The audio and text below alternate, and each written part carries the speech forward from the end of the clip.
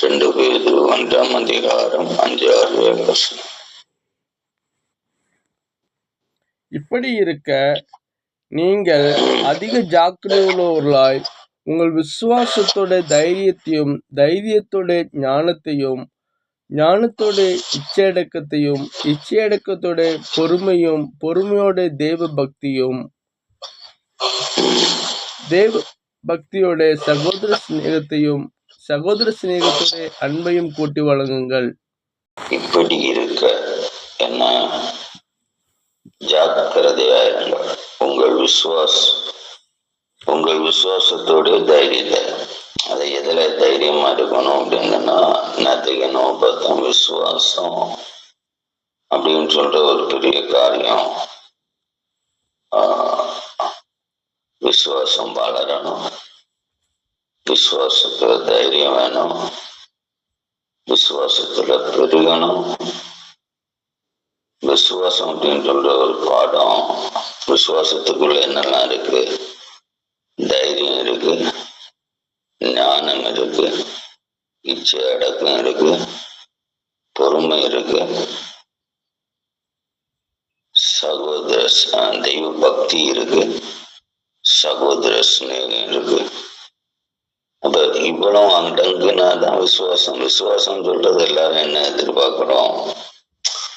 ஏசாமியை விசுவாசிக்கிறேன், விசுவாசிக்கிறோம் அப்படின்னு சொன்னா, விசுவாசிக்கு முதலாவது தேவையானது தைரியம் தான், ஆசீர்வாதம் சொல்லியிருக்கேன். விசுவாசிக்கு தேவையானது தைரியம். 2வது விசுவாசிக்கு தேவையானது ஞானம். 3வது இச்சை அடக்கம். 4வது பொறுமை. 5வது தெய்வ பக்தி. 6வது சகோதர சிநேகம். பொதுவா எல்லாத்தையும் சேர்த்து அன்பு. அவ்வளவுதான். விசுவாசி இந்த எல்லா குணநலத்தையும் கொண்ட அன்புள்ள ஒரு மனுஷனா இருக்கணும். அவன் தான் விசுவாசி.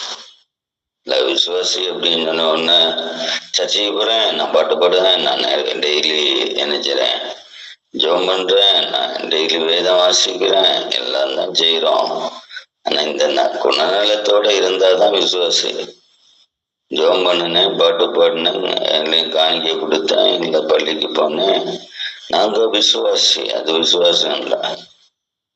அது பக்தியினுடைய தெய்வ பக்தியில சுய பக்தி. சுய பக்தி தான் எல்லாரும் என்ன நினைக்கிறாங்க? விசுவாசம் நினைக்கிறாங்க. ஒரு விசுவாசம் இருந்தா முதல்ல தைரியசாலியா இருக்கணும். அதான் இந்த இதுல நம்ம படிக்கிற முக்கியமான தைரியம் அப்படின்னு சொல்றது. இல்லாதவன் என்னைக்குமே விசுவாசி இல்லை. ஒரு விசுவாசிக்கு நிச்சயமா பயம் வராது. விசுவாசிக வாழ்க்கையில பயம் சொல்லக்கூடிய சப்ஜெக்டே இருக்காது. அவங்க இயேசு கிறிஸ்துவ விசுவாசிக்கிற எந்த ஒரு மனுஷனுக்கும் பயம் சொல்லக்கூடிய ஒரு நிலைக்கு அவன் தள்ளப்படுறதில்லை. இப்ப இன்னைக்குள்ள எல்லா விசுவாசிக்கும் எப்பவும் பயம். எதை செய்தாலும் பயம், எதை நினைச்சா கூட பயம், சிந்திச்சா கூட பயம், சிந்தனையோ நினைவோ உணர்வோ வந்தாலே பயம். அப்ப அந்த பயம் இருக்கும் வரைக்கும் ஒருத்தன் விசுவாசின்னு சொல்ல முடியாது. அப்ப 2வது அந்த ஞானம். 3வது இச்சை அடக்கம். கண்டதெல்லாம் ஆசைப்படுகிற ஒரு மனுஷனா இருக்க மாட்டான் விசுவாசி. ஒரு நல்ல விசுவாசிக்கு என்ன உணர்வு இருக்கும்? எது நமக்கு தேவை அப்படின்ற அந்த உணர்வு இருக்குமே தவிர, கண்டதெல்லாம் அதை வலிச்சு வாரி போடணும் அப்படின்ற அந்த அதான் இச்சை அடக்கம். ஞானமும் இச்சை அடக்கமும், இந்த பொறுமையும், தெய்வ பக்தியும். தெய்வ பக்திக்கும் சுய பக்திக்கும் வெளிவேச பக்திக்கும் எல்லாமே வித்தியாசம் உண்டு. தெய்வ பக்தி உள்ளவனா இருப்பான். தெய்வ பக்தி பொறுமை இருந்தாதான் தெய்வ பக்தி. பொறுமை இல்லாத ஒரு மனுஷனா தெய்வ பக்தி உள்ளவன் இல்லை. எல்லாருக்கும் எடுத்துச்சாட்டம், முன்கோபம் அப்போ இருக்கிறவங்க நிச்சயமா பொறுமை இல்லைன்னு சொன்னாலே பக்தின்னு உள்ள ஒரு சப்ஜெக்ட், தெய்வ பக்தின்னு உள்ள ஒரு சப்ஜெக்டுக்கு நம்ம இடமே இல்லை. கடைசியாக சகோதர சிநேகம், அன்பு. அப்ப இதுல தெய்வ பக்தியோட கூடிய சகோதர சிநேகம் எப்படி இருக்கும்? அப்படின்னு பார்த்தா யோவான் 13ஆம் அதிகாரத்துல 34-35 என்ன சொல்றாரு? நீங்கள் ஒரு அன்பாயிருங்கள், நான் உங்களில் அன்பாயிருந்தது போல நீங்களும் ஒரு அன்பாயிருங்கள் என்ற புதிய கட்டளையை உங்களுக்கு கொடுக்கிறேன்.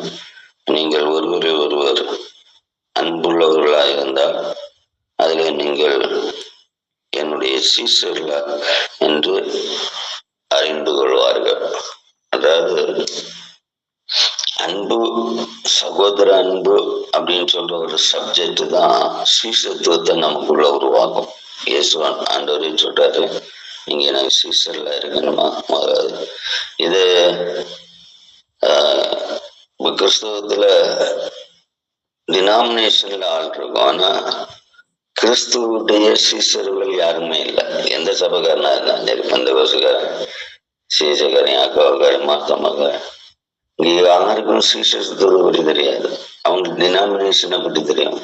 அப்ப அன்பில்லாதவன் சீசத்துவத்தை பற்றி, சகோதர அன்பு என்னதுன்னு புரியாதவனுக்கு, இனி சீசத்துவம் இல்லாதவனுக்கு பரலோக ராஜ்யம் இல்லை, அதையும் புரிஞ்சுக்கணும். சீசத்துவம் உள்ளவனுக்கு மட்டும்தான் பரலோக ராஜ்யம்.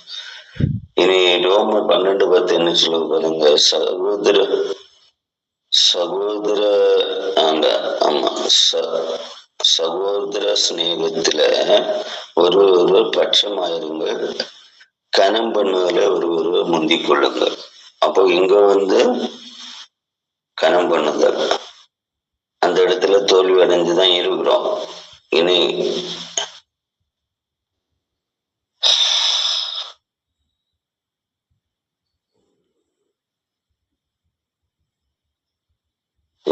தெசலோனிக்கேல பண்ணிங்கன்னா அன்பை பெருக பண்ணணும்னு சொல்லியிருக்கோம். சப்போதான் இப்ப காலையில எதை படிச்சோம் அப்படின்னு ஞாபகம் இருக்கணும். ஒரு விசுவாசி யாரு? விசுவாசிட்ட தைரியம் இருக்கும், ஞானம் இருக்கும், வேற என்ன இருக்கும்? பொறுமை, தெய்வ பக்தி இருக்கும், சகோதர சிநேகம் இருக்கும். இவ்வளவும் உட்கொள்ளாத ஒரு விசுவாசி, இவ்வளவும் கை கொள்ளாத ஒரு விசுவாசி, அப்படிப்பட்ட விசுவாசம் சீசத்துவத்தை அடைய முடியும். அந்த சீசத்துவத்தை அடையும் விசுவாசிக்கு தான் பரலோக ராஜ்யம் உண்டாகும். எல்லாம் சீசத்துவத்துக்குள்ள பிரவேசிக்காத ஒரு யாருக்கு விசுவாசி, இப்ப எல்லாத்துலயும் எல்லா இடத்துலயும் விசுவாசம் இருக்கும், ஆனா விசுவாசம் கொண்டு வரும் வேலை செய்யாது. விசுவாசம் இன்னைக்கு அது denominational faith doesn't bring the kingdom of God. தேவராஜ்யத்தை அது நம்ம கொண்டு வர. தேவராஜ்யம் எனக்கு வேணும் அப்படின்னா விசுவாசியா இருக்கிறன்னா என்ன செய்யணும்? சகோதர சிநேகத்தினுடைய சாட்சியினால சீசத்துவத்தை வெளிப்படுத்தணும். சீசத்துவம் வெளிப்படுத்தணும். ஆண்டவர் சொன்னா நான் எங்க இருக்கணும், அங்க என்னோட கூட இருப்பீர்கள் இயேசு சொன்ன வாக்கு தத்துவம் நமக்கு சொந்தமாகும்.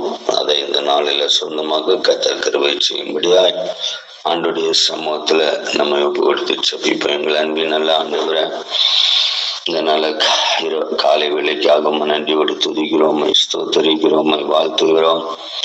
ஆண்டவரே, எங்கள் வாழ்வுல எங்களுடைய விசுவாசத்தினுடைய ஸ்டாண்டர்ட் ஆஃப் லைஃப் நிலையான ஆண்டவரே, அந்த விசுவாச சூழ்நிலை எப்படிப்பட்டதாய் இருக்க வேண்டும் என்று சொல்லி ஆண்டவரை எங்களோடு கூட உடைய வேதத்தின் வார்த்தைகளை கொண்டு ஆண்டவரை நீர் தந்த அறிவுக்காக நன்றியோடு துதிக்கிறோம். ஆண்டவர் வெறும் சீசத்துவம், ஆண்டவரை விசுவாசம் எங்களை ஆண்டவரை சீசத்துவத்துல நடத்தாத பட்சம், ஆண்டவரை எங்களுடைய சகோதர அன்பு பட்சபாதம் இல்லாததாகவும், ஆண்டவரை ஒருவரை ஒருவர் கனப்படுத்துகிறதாகவும் இல்லாத பட்சம் ஆண்டவரை சீசத்துவம் என்று சொல்லுகிற பாதையில நாங்கள் கால் வைக்கவும் முடியாது.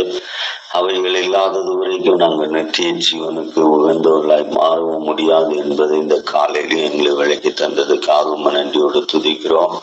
ஆண்டவரை இந்த நாளிலும் எழும்பி உங்களுடைய சத்தியத்தோடு ஆண்டவரை தியானித்து ஜெபிக்க வாஞ்சித்து உங்களுடைய பிள்ளைகளோடு பேசும்படி ஆட்சேபிக்கிறேன். உங்களுடைய வார்த்தைகள் உங்களுடைய பிள்ளைகளுக்குள்ளே நிலைத்திருக்கட்டு நீர் அவர்களோடு பேசும்படி ஆட்சேபிக்கிறேன். கர்த்தர் ஆண்டவரை இதுகளை குறித்து சிந்திப்பதிலையும் ஆண்டவரை நினைப்பதிலையும் தங்களை ஒப்பு கொடுப்பதிலையும் ஆண்டவரே எங்களை ஒருவர் ஆண்டவரே நாங்கள் பட்சமாய் நடந்து கொள்ளக்கூடிய அந்த ஞான இருதயத்தை தரும்படி ஆட்சேபிக்கிறோம். ஆண்டவரை இச்சை அடக்கம் இல்லாத விசுவாசிகள் ஒருபோதும் கர்த்தாவே சீசத்துவத்தை ஆண்டவரை கண்டடைய முடியாது என்பதை ஆண்டவரை பூரணமாய் புரிந்து கொண்டு அநேகர் ஆண்டவரை இச்சை அடக்கத்தின் ஆண்டவரை அனுபவங்களை ஆண்டவரை பெற்றுக்கொள்ளக்கூடிய கிருபை கொடுக்கும்படி ஆட்சேபிக்கிறோம். ஆசைகளுக்கும் உலக மோகங்களுக்கும் ஆண்டவரை ஒவ்வொரு விசுவாசி ஆண்டவரை விலகி காக்கும்படி ஆட்சேபிக்கிறோம். விசேஷமாய் தகப்பனே இந்த திருச்சபையை குறித்து உடைய சித்தத்தை ஆண்டவரை நீ வெளிப்படுத்த வேண்டும் என்று சொல்லி செபிக்கிறேன். ஆண்டவரே நீர் வாக்கு தத்துவத்தில் உண்மை உள்ளவர். ஆண்டவரே நீர் மனிதன் அல்ல, நீ சொல்லி செய்யாதிருக்கிறவர் அல்ல.